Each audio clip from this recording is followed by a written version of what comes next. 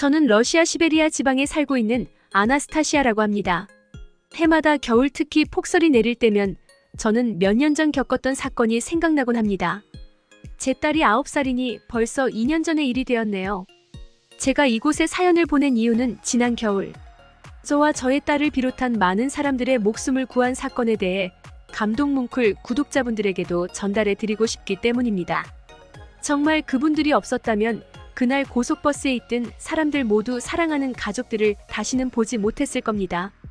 저는 러시아의 가장 추운 지역 중 하나인 시베리아에서도 그나마 큰 도시인 이르쿠츠크 지역에 살고 있었습니다. 시베리아 지역에서는 큰 도시인지라 국제 및 국내 버스 노선이 다녀서 지역 간의 이동이 그나마 수월한 지역이라 저희 지역에는 많은 관광객들이 방문하고 있습니다.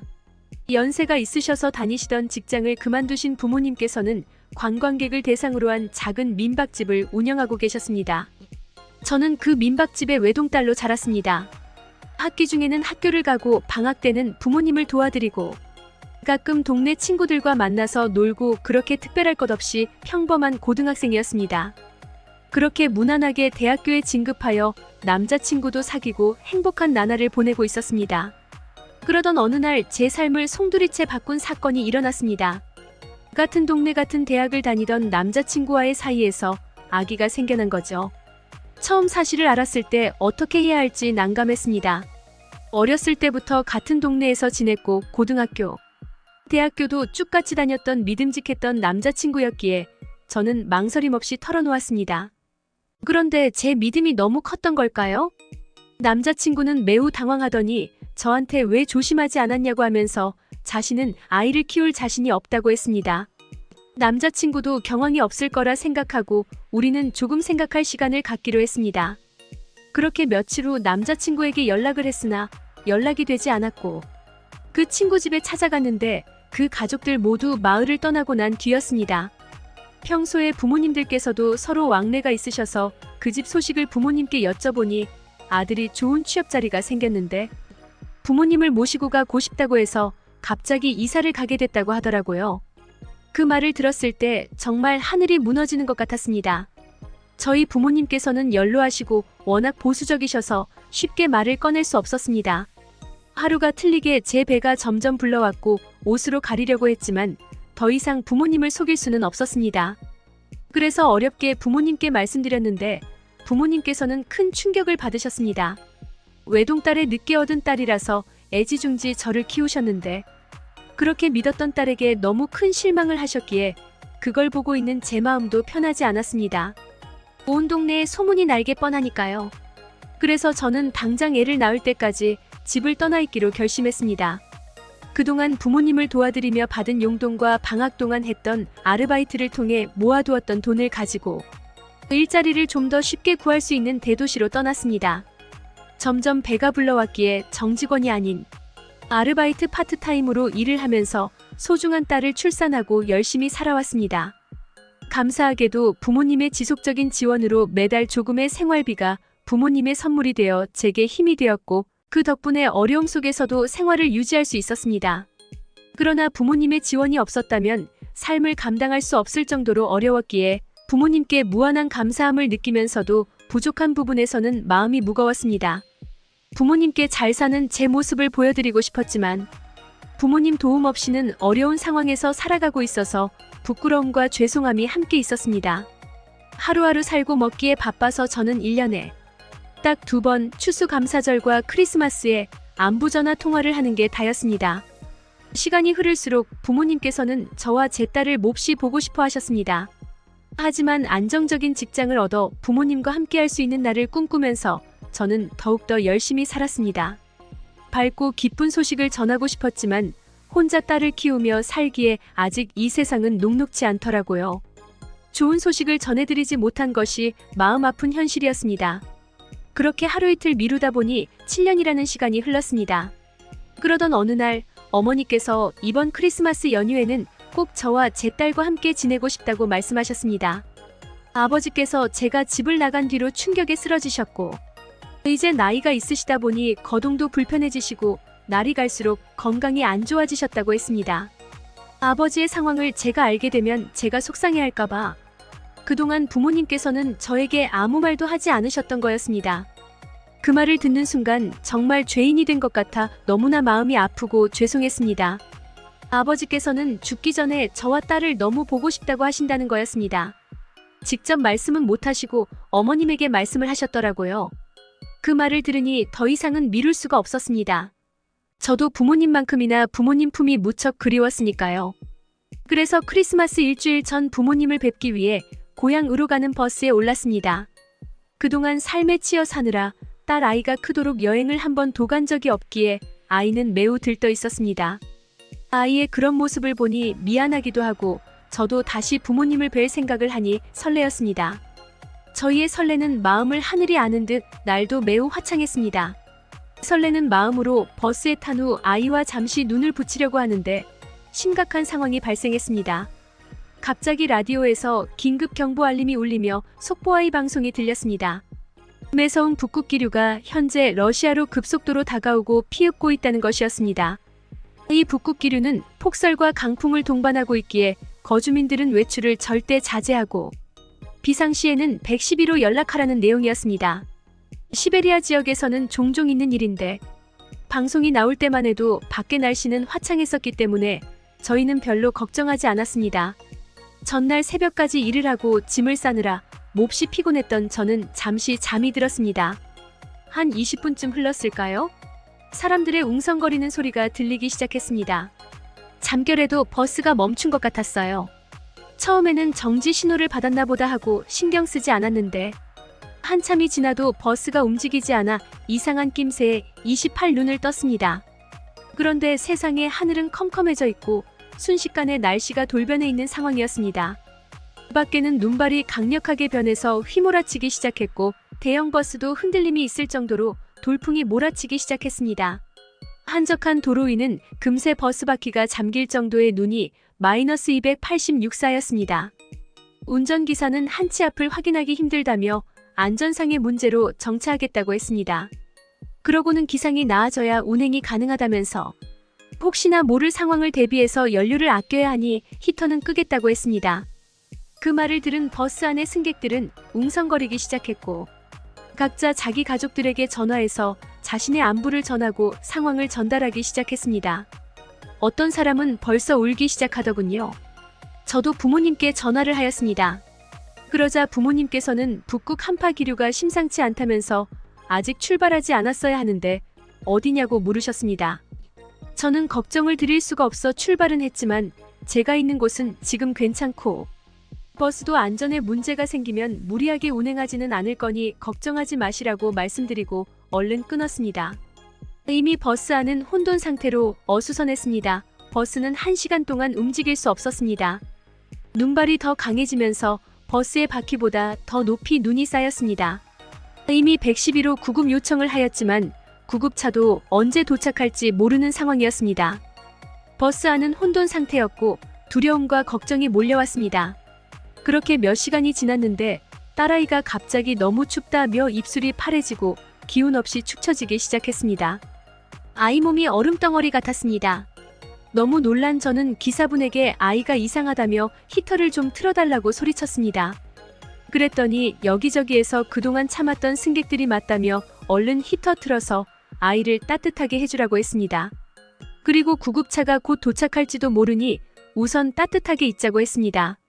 버스 기사님은 아이가 계속 늘어지고 승객들의 요청이 강하다 보니 히터를 틀겠다고 대답했습니다. 그런데 갑자기 뒤에 있던 한 동양 남성이 일어나더니 지금 히터를 트는 것은 모두를 죽이는 일입니다. 절대 안 됩니다라고 소리를 질렀습니다. 승객들은 일제히 그 동양인을 바라보았습니다. 확신에 찬 얼굴로 동양 남자는 눈이 이미 버스의 절반까지 쌓여 있는데 이 상황에서 히터를 틀면 일산화탄소 매연이 버스 내부로 다 들어옵니다. 그렇게 되면 여기는 산소가 부족하게 되어 더 힘들어집니다라고 말했습니다. 그러면서 힘들겠지만 저와 몇몇 남자분이 버스 밖으로 잠시 나가서 짐칸에 있는 짐을 가져옵시다. 그리고 최대한 옷을 껴입고 나눠 먹을 식량도 모아보시죠라고 했습니다. 갑자기 버스 안은 고요해졌습니다. 사실 모두 막막했던 것이죠. 극한의 한파가 몰아치는 지금 상황에 이 많은 승객들의 짐을 꺼내기 위해선 버스 옆으로 쌓인 눈도 치워야 하고 짐 또한 매우 많았기 때문이었죠. 모두 머뭇거리는 그때 남성은 제 딸을 보며 지체할 시간이 없다고 하면서 바로 자신과 함께하는 일행들 6명과 모자와 장갑을 착용하고 버스 앞문으로 나가 주변의 눈을 치우기 시작했습니다. 그렇게 길을 만들어서 짐칸에 실린 짐을 나르기 시작했습니다. 시간이 지나자 내부에 있던 승객들 중 남성들은 먼저 나간 사람들이 체온이 떨어지기 전에 자리를 바꾸며 짐을 옮기는데 합류했습니다. 버스 문이 잠깐씩 열릴 때마다 엄청난 바람이 들어오는 것으로 보아 바깥 기온은 상상할 수 없을 정도로 추운 것이 확실했습니다. 남자 승객들은 눈을 조금씩 지워가며 버스의 침방까지 갔고 승객들의 캐리어나 짐보따리를 버스 안으로 보냈습니다. 나머지 승객들은 자기 짐을 열어서 최대한 옷을 껴입었습니다. 다행히 추운 지역으로의 여행이라 옷들을 꽤 준비했더라고요. 저도 미리 챙겨온 장갑 워머 등을 꺼내 아이에게 덮어주고 보온을 유지하려고 했습니다. 한 할머니 승객께서 고맙게도 보온병에 차를 담아온 것이 있어서 딸아이에게 나누어 주었습니다. 그렇게 보온을 유지하고 따뜻한 차를 먹이니 딸아이의 입술색이 점점 정상으로 돌아왔습니다. 우리는 서로 필요한 옷가지와 먹거리를 나누며 대화도 하게 되고 친밀감이 형성되었습니다. 짐을 버스 안으로 다 옮긴 남자 승객들이 버스 안으로 들어왔습니다. 어찌나 추웠던지 잠깐 사이에 코끝이 얼어서 빨개져 있었습니다. 동양인 남자도 옷을 꺼내 두툼히 입고 가방에서 뭔가 주섬주섬 꺼내더니 저에게 다가와 딸에게 주라면서 무엇가를 주었습니다.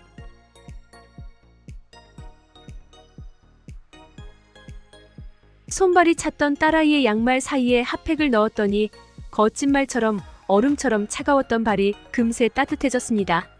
승객들이 핫팩에 대해 탄성을 질렀습니다. 동양인 남자는 이건 한국에서 가져온 건데 겨울에 많이 사용하는 핫팩이라고 소개해 주었습니다. 동양인 남자는 이건 한국에서 가져온 건데 겨울에 많이 사용하는 핫팩이라고 소개해 주었습니다. 그리고 또 가방 안에서 뭘 꺼냈습니다. 꽤 두툼한 담요인데 뭐랄까 촌스럽기도 하고 동양스럽기도 한 그런 무늬였어요. 한국 남자는 저희 딸과 다른 어린아이를 데리고 있는 엄마에게 주며 어린아이들에게 담요를 덮으라고 주었습니다. 저는 딸아이를 담요로 감싸고 나서 그 동양인 남자에게 무슨 담요길래 찬 기운이 없고 이렇게 폭신한 거냐며 물었어요. 한국의 신문물에 또 호기심이 발동한 승객들이 너도 나도 담요를 만져보았죠. 동양인은 자신은 한국 사람이고 이건 한국 사람들만이 아는 빨간 담요, 할머니 담요라고 하는 건데 도톰하고 폭신한 느낌과 보온 효과가 뛰어나 몇 년 전 미국에서도 데이트를 친 담요라고 했어요. 저 고마운 한국인이 없었다면 히터를 틀었거나 짐칸 물건을 꺼낼 생각을 못했을 것이고 그랬다면 모두 어떻게 되었을지 상상하기도 끔찍합니다. 버스 승객 대부분 크리스마스 연휴를 맞아 가족과 만나기 위해 버스에 탑승한 것일 텐데 하마터면 남아있는 가족들에게는 최악의 크리스마스가 될 뻔한 것이죠. 현명한 한국분들 아니었으면 모두 어떻게 됐을지 상상만 해도 아찔합니다. 사실 더 아찔한 순간이 있었습니다. 눈이 살짝 소강 상태였던 때 버스가 미끄러지면서 살짝 기우뚱하며 뒤로 밀리는 느낌이 났습니다. 버스가 멈춰 섰던 곳이 경사로여서 그랬던 것 같습니다. 이를 빨리 알아챈 한국 일행분들은 빨리 나가서 버스를 밀어야 한다며 모두 나가게 했습니다. 나가보니 버스가 뒤로 밀려나는 것이 보였습니다. 모두 뒤쪽에 쌓인 눈을 치우며 신호에 맞춰 힘을 주어 버스를 밀었습니다. 그러자 정말 신기한 일이 일어났습니다. 엄청난 무게의 버스가 힘을 맞춰 미는 순간 앞으로 밀려났고 모두 힘을 모아 평평한 도로까지 버스를 옮겼으니까요. 평생토록 잊지 못할 기억일 겁니다. 기적 같은 일이었어요. 모두 정신없이 힘을 쓰고 버스로 다시 들어왔을 때 뭉클함을 느꼈습니다. 죽을 고비를 모두 함께 넘겼으니까요. S, L, R, T 곧 구조 차량이 도착했습니다. 이 모든 고비들을 해결한 뒤에 온 구조 차량이 반가우면서도 야속하기도 했습니다. 구조 요원들은 모두 무사하게 있는 저희를 보며 연신 감탄사를 내뱉었습니다. 이미 앞에 많은 차량들을 구조하며 히터의 운명을 달리하거나 미끄러지는 차량을 섣불리 개인이 막아 운명을 달리한 분들도 있었던 것이었죠. 구조 요원들의 말을 들으며 모두 한국 승객분들에게 감사함을 전했습니다. 응급구조요원들도 최선을 다해 빨리 온 상황이었는데 그분들을 야속하게 바라봤던 저의 짧은 생각도 반성했습니다.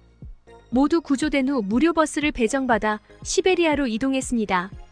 거기서 부모님과 7년 만에 재회한 순간 저는 옆에 딸아이가 있다는 생각도 잠시 잊은 채 한참 동안 어린아이처럼 울었습니다.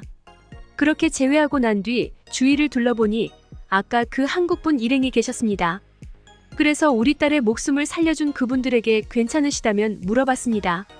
한국인 남성분은 안 그래도 일정에 차질이 생겨서 난감했는데 감사하다고 하며 우리는 그렇게 부모님이 하시는 민박집으로 향했습니다.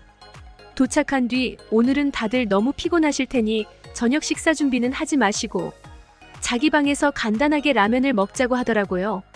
민박은 공용 주방에서 아니면 취사가 금지되어 있다고 하니 물만 끓이면 되는 거라 주방에 가지 않아도 되고 한번 먹어보면 좋아할 맛이라고 했습니다. 저는 한국인 승객의 마법 캐리어 속이 너무 궁금했습니다. 대체 뭐길래 하나같이 신기한 것만 계속 나오더라고요. 몇 시간 후 부모님이 딸아이를 봐주시는 동안 불편한 점은 없으신가 해서 그 한국인 남자의 방을 찾아갔는데 분명 다른 방과 똑같이 히터가 있는 시설임에도 그 방은 유독 따뜻한 거예요. 한국인 남성분 침대 위에 이불을 깔고 있었습니다.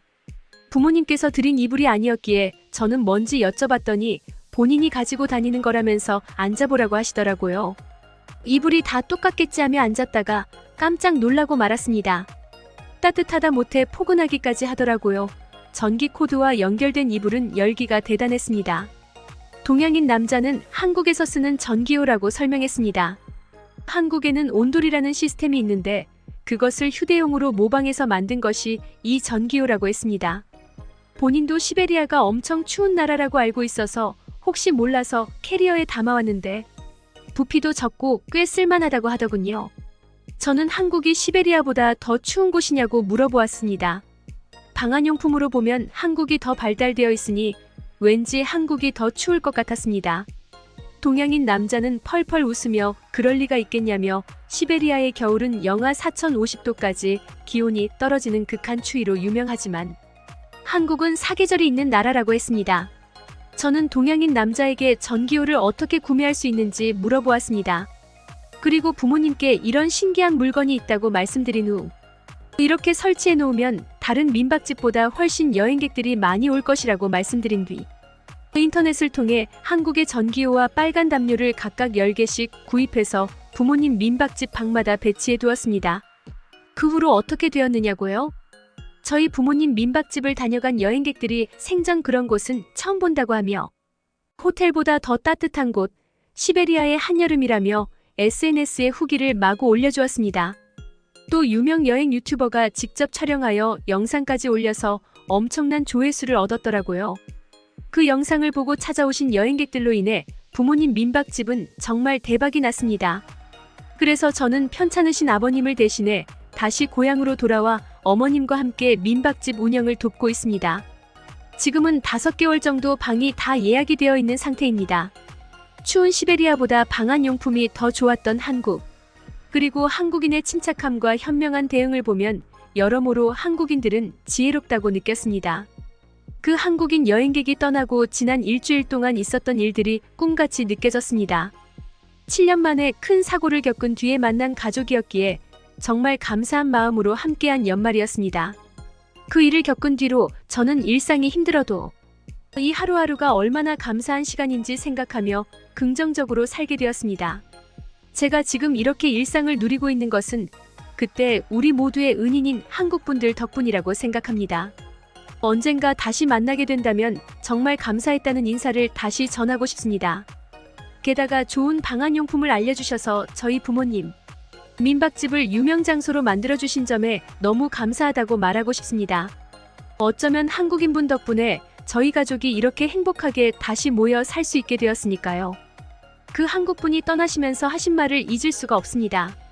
제가 제 딸의 목숨을 구해주셔서 정말 너무 감사했다고 말씀드리자 그분은 당연히 해야 할 일을 한 것일 뿐이라며 언젠가 이런 일이 주변에서 발생했을 때 이번 경험처럼 다른 분들을 도와주시면 그것이 서로에 대한 보답 아니겠냐고 미소 지으며 말씀하셨습니다. 정말 그분들의 따뜻한 배려에 감사하게 생각하며 주변에서 어려움을 겪고 있는 분들이 있다면 언제든지 도움을 주고 싶습니다. 마치 제가 한국 분들로부터 받았던 도움과 배려처럼 누군가의 미소를 더해주는 일에 헌신하고 싶습니다. 또 제 딸에게도 이런 마음가짐을 가르쳐 주어 나눔과 도움의 중요성을 알게 하고 싶습니다. 그녀도 주변에 도움이 필요한 이들을 이해하고 그들에게 손을 내밀 수 있는 따뜻한 마음을 가질 수 있도록 도와 나가고 싶습니다.